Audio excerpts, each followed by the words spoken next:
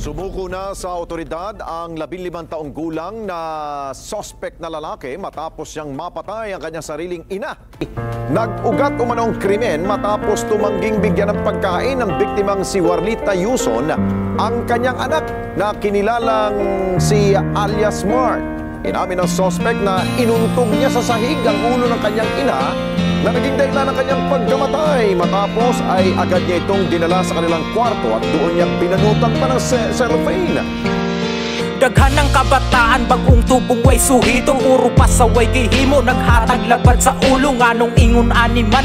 Kadaghanang pamatasan, wanay respetong mga bata, ginikanan na sukulan. Unsa ang nahitabo sa sistemang gipatupad, daghang batang nang abuso, pangisipan na baliktad. Imbis na kaayuhan, ang respeto gikalimtan. Unsa ang mga gihimo, puro kabulastugan. Kung may normal kasala, ang sistema way gamit. Kung ang bata pilpilon, ginikanan pa ang mali. Wala tuon na krimen, mga bata ang nagbuhat, abusado ng gidago tungod way aksyong gihuwat. Pasagdan na lang ba na maghimog dautan, porkit bata ang sanggot, dili pwede nakasuhan. Kamauti bata, unsa ang tama ug mali, ginikanan pud kami para tarungon ang hiwi. Natural lang man napasakitan ang kabataan sa ginikanan. Natural lang man napasakitan ang kabataan sa ginikanan.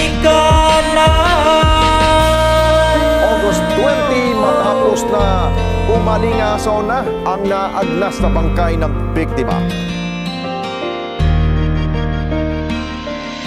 Hay naman karon, way lihok na hitabo tungkol kay bata ang may sala, bisag di maong gihimo. Hay na ang katunghalan sa ato ang ginikanan, pasakit sa pagsuhito, kadali ninyong kasuhan. Maong daghang bagong tubo karon ang mga sutil, ginikanan pagbawalan sa kabataang mo pilpil. Maong daghang nagabuso mga bata sa karon, naglaom tungod kay bata, dili pwede makulong. Kaluoy man in taon kag anak na ang kasaban, paturo lang sa luha way mahimo ang ginikanan. Bago di na ko tapuson, ako pang ipahinom dumbalaon nga gipatubad daghanan dili sa ngayon. Sa akong panahon gamay sipya at bulag dayong pagtubag sa ginikanan, sigurado ka sagpaon. Maong may respeto ko sa ako ang kag anak, tungkol kay akong ginikanan, isuwito ang anak. Ay hawak na rin ng otoridad ang minor de edad na suspect.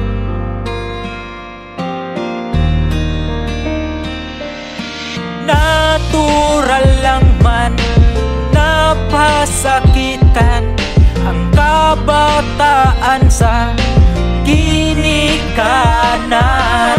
Natural lang man napasakitan ang kabataan sa natural lang man napasakitan ang kabataan sa ginikanan. Natural lang man napasakitan ang kabataan sa ginikanan.